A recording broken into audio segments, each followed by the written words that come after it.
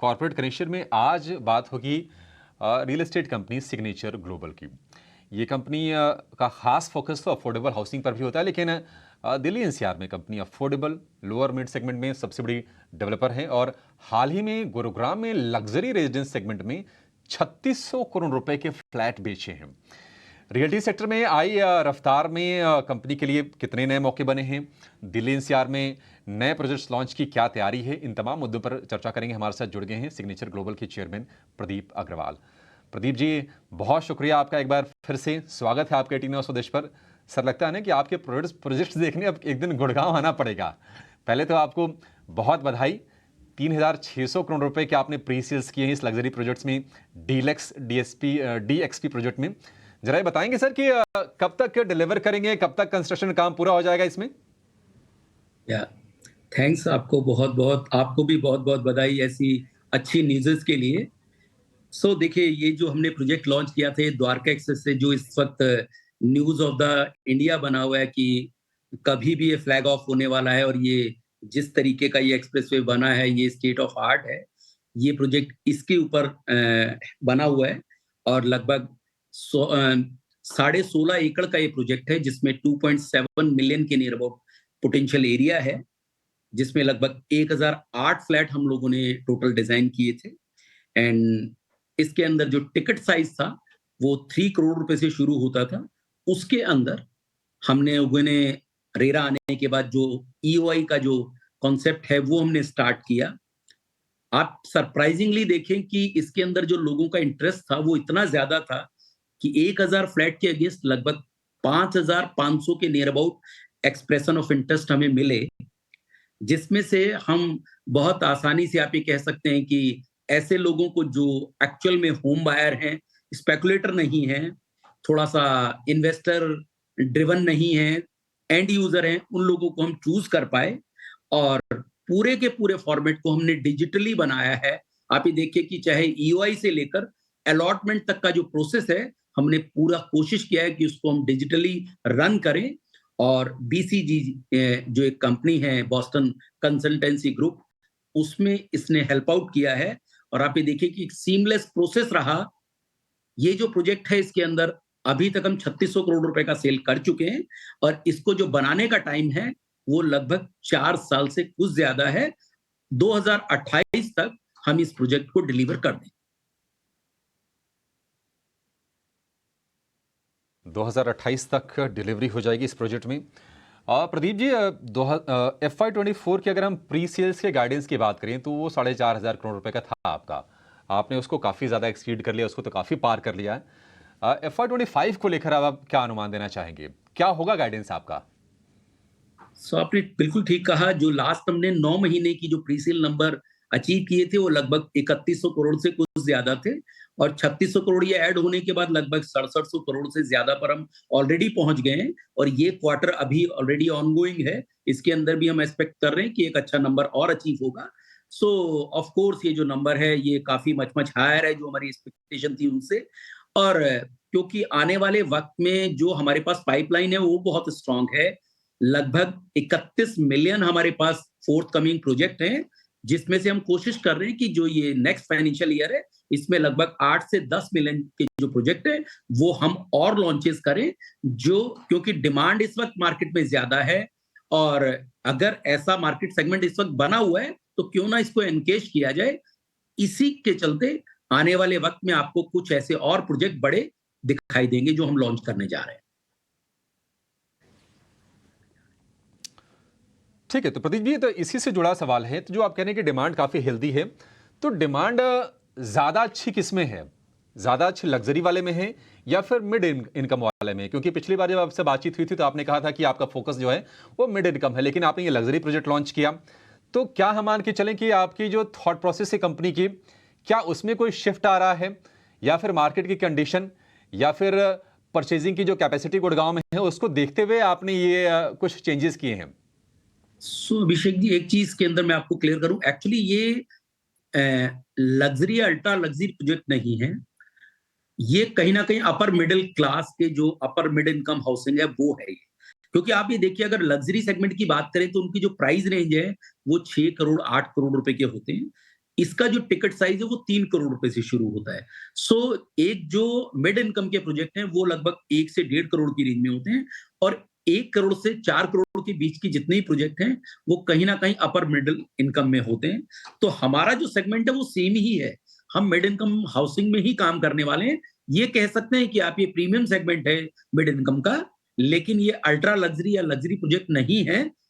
ये बात अलग है कि इसमें जो इतनी भी एमिनिटीज हैं या जितने भी इसके अंदर जितनी भी चीजें हमने यूज की वो सबसे वो किसी भी प्रोजेक्ट से कम नहीं है, किसी भी लग्जरी अल्ट्रा लग्जरी से। इवन आप ये देखिए जो हमारे इसके आर्किटेक्ट हैं वो वर्ल्ड के रेनॉन हैं, सिंगापुर बेस्ड आडियाज करके, उनको हमने यूज किया है। और हॉर्टिकल्चर के लिए संजीव बोस है, उनको हमने यूज किया है। और जो इंटीरियर डिजाइनर के लिए सोनाली भगवती हैं, उनको हमने ऑनबोर्ड किया है। तो ऐसे बड़े बड़े नाम हमने प्रोजेक्ट पे लिए हैं। तो एक एस्पिरेशन होती है जो मिडिल क्लास फैमिली की है, क्योंकि उसको भी एक बेहतरीन घर देना चाहिए। तो कहीं ना कहीं उसमें हमने ये एक कदम लिया है।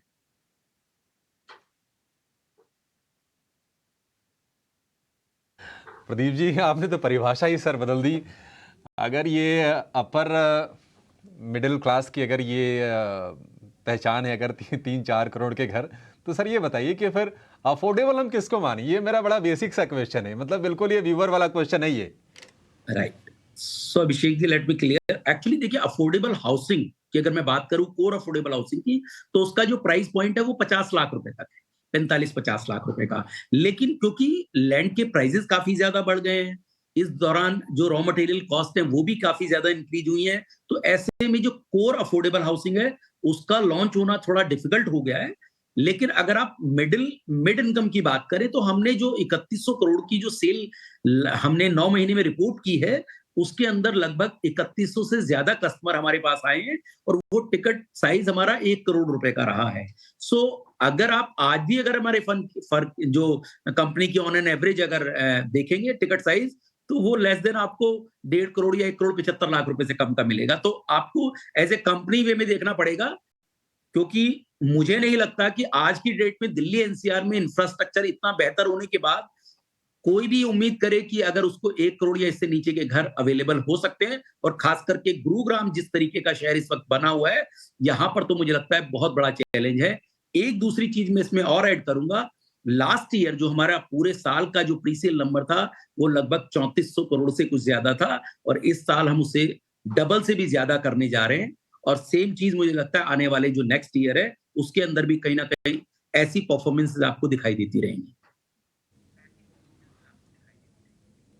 Pradeep ji, on A lighter note, अगर कोई नोएडा से गुड़गांव है, कोई स्पेशल डिस्काउंट मिलेगा उसको? देखिए, मुझे लगता है कि इस वक्त जैसा मैंने आपको बताया कि 1000 फ्लैट के अगेंस्ट हमने लगभग 5500 से ज्यादा ईओआई रिसीव की हैं। तो ऐसे में फ्लैट मिलना ज्यादा जरूरी है बजाय इसके कि डिस्काउंट मिले। डिस्काउंटेड प्राइस ऑलरेडी सिग्नेचर ने किया हुआ है। जैसे मैंने आपको बताया कि हमने जो प्राइस किया इसका लगभग 13,000 रुपए पर स्क्वायर फीट पे दिया है। आज अगर आप द्वारका एक्सप्रेस के रेट देखें तो लगभग 16 से 17,000 रुपए पर स्क्वायर फीट के प्राइस है। तो हम बाय डिफॉल्ट ही अफोर्डेबिलिटी में रहते हैं। तो मुझे लगता है कि सिग्नेचर के प्राइस हमेशा ही आपको कंपैरेटिवली कम मिलेंगे। ठीक है। तो ये द्वारका एक्सप्रेस वाली जो आप बता रहे हैं आप प्रदीप जी, ये बताइए कि इसके इन एंड अराउंड और कौन से आप प्रोजेक्ट लाने की तैयारी में हैं? क्या कुछ और हम लॉन्चेस उस रीजन में देखेंगे? बिल्कुल ठीक कहा आपने। तो आने वाले वक्त में द्वारका एक्सप्रेस पर सेक्टर 84 और 37D, इन दोनों के ऊपर ही लगभग 1 मिलियन से ज्यादा के प्रोजेक्ट और हम लाने वाले हैं। एक हमारा और सेगमेंट है जो सेक्टर 71 में है, साउदर्न पेरीफेरी रोड पर।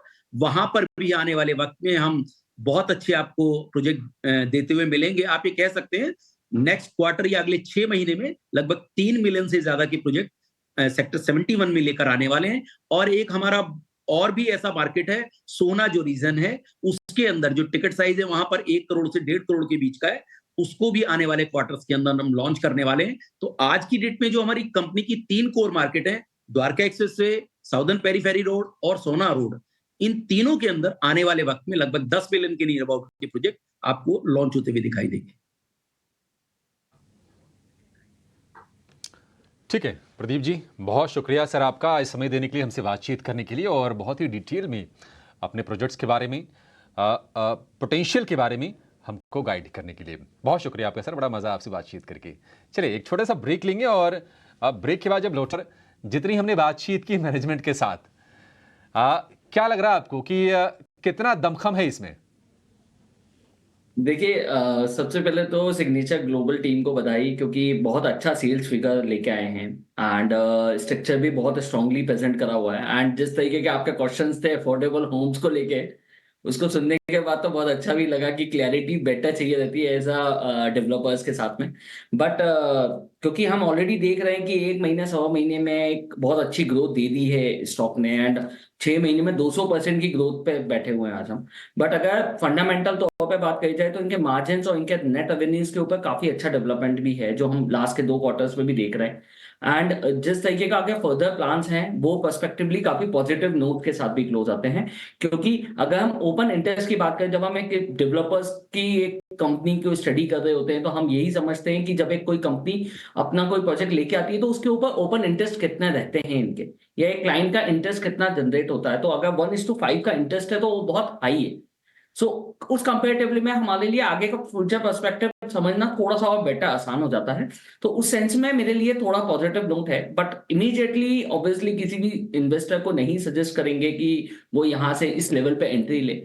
थोड़ा सा अगर करेक्टेड यहाँ से अगर मुझे स्टॉक नीचे दिखेगा तो मैं डेफिनेटली उसके ऊपर गाइडेंस देना जरूर चाहूंगा। बट कंपनी के फंडामेंटल्स में कोई प्रॉब्लम नहीं है। अगले जो 6 महीने का विजन कंपनी बता रही है उस पर्सपेक्टिव पे भी हम लोग काफी मॉनिटर कर रहे हैं। तो काफी मॉनिटरिंग है भी कि प्रोजेक्ट्स लाइंस काफी रहेंगे अगले 3 से 6 महीने के टाइम फ्रेम के लिए। और अगर किसी को 1.5 से 2 साल, क्योंकि ये स्टॉक को अगर लेना है तो आप एटलीस्ट 6 से 8 महीने का टाइम फ्रेम लेके चलेगा, क्योंकि प्रॉपर्टी डिवीजन से बहुत सारे एक्सटर्नल पैरामीटर्स भी आते हैं। तो उस टर्म पे अगर लॉन्ग टर्म विजन रहेगा तो थोड़ा सा बेटर रिटर्न्स दिखाई देंगे। ठीक है, थोड़ा सा करेक्शन पर आपको लेना चाहिए सिग्नेचर ग्लोबल, लेकिन लंबी अवधि वाला ये शेयर है, थोड़ा समय देना पड़ेगा। लेकिन एक ज़रूरी अपडेट कि एनएसई पर फरवरी में निवेशकों की जो संख्या है वो 9 करोड़